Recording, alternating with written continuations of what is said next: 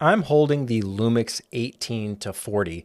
This lens I got last year around Christmas time as part of a Black Friday, Cyber Monday promotion Lumix was running with the S9. And obviously this lens is the perfect companion to the S9. If you want a small camera, you probably want a small lens, and this lens will do that. I think its claim to fame is that it's the smallest full frame zoom lens. I think maybe that comes with an asterisk. Maybe there's some other lens out there very similar, but yes, it's a very small full frame zoom lens.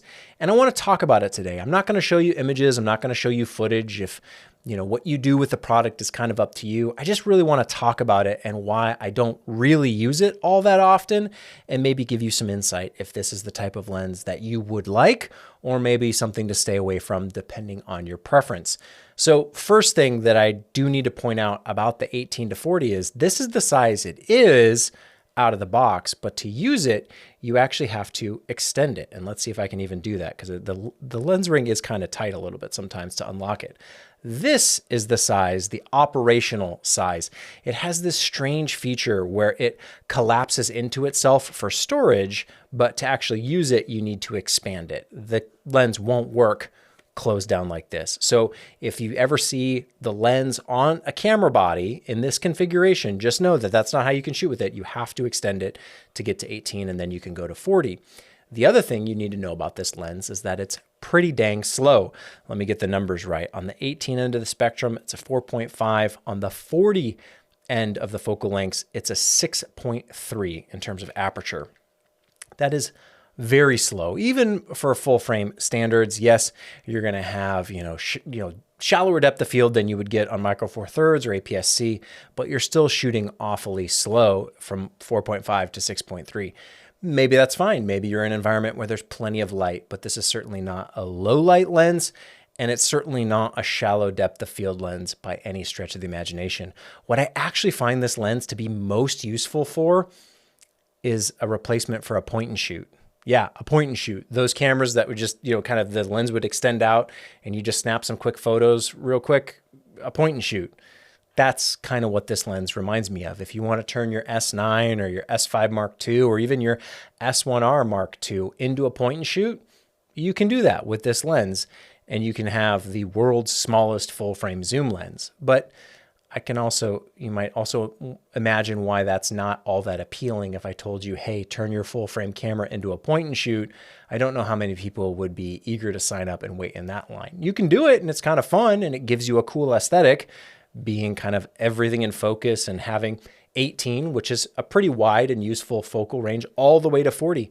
This is my dream focal range. My ideal would be 20 to 50. As you know, if you've watched the channel, mirroring that beautiful Micro Four Thirds lens from Leica, the 10 to 25, full frame equivalent would be 20 to 50. Dream lens, wonderful, wonderful lens. And this gets you kind of close in terms of focal length, but it gets you nowhere near in terms of aperture. What I do want to point out though, beyond this lens, because if you're on L mount and you're looking for small compact lenses, there's a few out there, but there's really not that many natively. However, there are some cool things you can do with mounting older lenses. Here I have the famous Shorty 40. This is the Canon EF 40mm pancake lens, and it's a 2.8.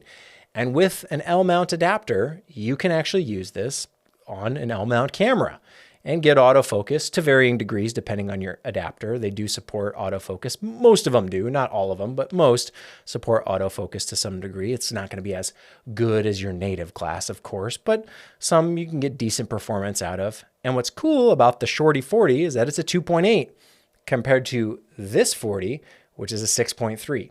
It's not a zoom lens, so don't get me wrong. This isn't apples to apples. I just wanted to point out that there are older lenses that you can adapt and still get benefits like autofocus in a small form factor. That to me is about the same size. And let's not forget, this one you have to extend. You can shoot with this right as it is. If you want to dig up some old pancake lenses and adapt them, you can do that on L mount, as you can with E mount and Z mount and RF mount. Like, you can do this a bunch of different ways, but often we get fixated on the new stuff and forget about the old stuff that in some situations can be better depending on what you need to do. If you want a 40mm lens that can shoot at a 2.8, you can do that on L mount right here, because I don't believe there's any lens like that for L mount. A 40 millimeter 2.8. There's probably a 50 millimeter, you know, that's relatively fast, 1.8. There's certainly that from Panasonic. Sigma probably has some good options, and of course you can get those native where you'll have the best autofocus, you'll have the best, most modern stuff. But don't sleep on the old stuff either. Play around with it. You can have fun, and it's one of the reasons I don't like to necessarily sell all my old gear. If you're buying strategically and you're buying with longevity in mind, there's a lot of old stuff that you can repurpose to make new again. Do I use this all the time? No, but I use it about as much as I use this lens as well, which isn't all that often, but it can be for fun, something just to bring with you, throw in a small kit, and actually get some of the full frame advantages you might want from a full frame camera, as opposed to just turning it into a point and shoot. So I can actually show you, if I extend this, the 18 to 40, actually extend it. Now we can actually see that to shoot this, actually, let me put it at 40. Let me put it at 40 for you. If you compare that, the 40 millimeter adapted is actually smaller in actual terms of how you would use it. You know, because you have to have this extended. If you need to collapse it down for storage, that's one thing. But I think most of us are concerned about what it's like to actually shoot with. And the fact that I always have to telescope it open to use it is actually quite irritating. I don't find that cool or quirky in a fun way. I find it frustrating in a bad way, the fact that I always have to extend it like that. Not my favorite. I actually get more of a kick out of adapting some old Shorty 40 to L mount and saying, wow, that's kind of cool and interesting that I can do that. This old lens that now I think you can maybe find them for less than $200. There's a used market. There's plenty of them out there.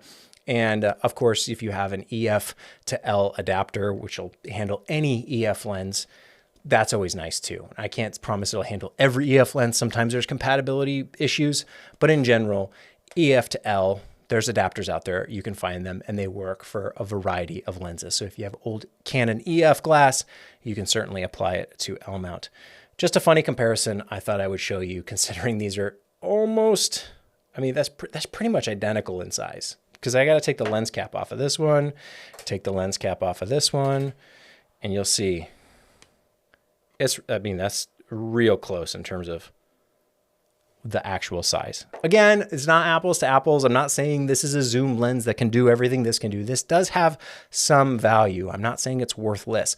Something that's worthless is that awful L mount. Gosh, what is that lens? Is it a 26? Is it a 28? I forget. It's in the desk in the other room.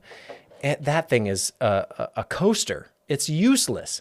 It's an f8, no autofocus, and I think, is it a 28 or 26? Other companies have made far better pancake lenses for their mirrorless cameras. I'm very, very irritated with that lens. But this lens, the 18 to 40, is useful. It is fun if you need something that's just kind of point and shoot, grab it and go, and you're not worried about aesthetic quality. You're more about just capturing the moment and having something lightweight and compact. Good choice for that. But also, don't forget, you can always play around with old stuff and have similarly interesting results in maybe a better way or a more satisfying way, pleasing, if that's what you're looking for. If you want something like a 40 millimeter 2.8, you can always just adapt it.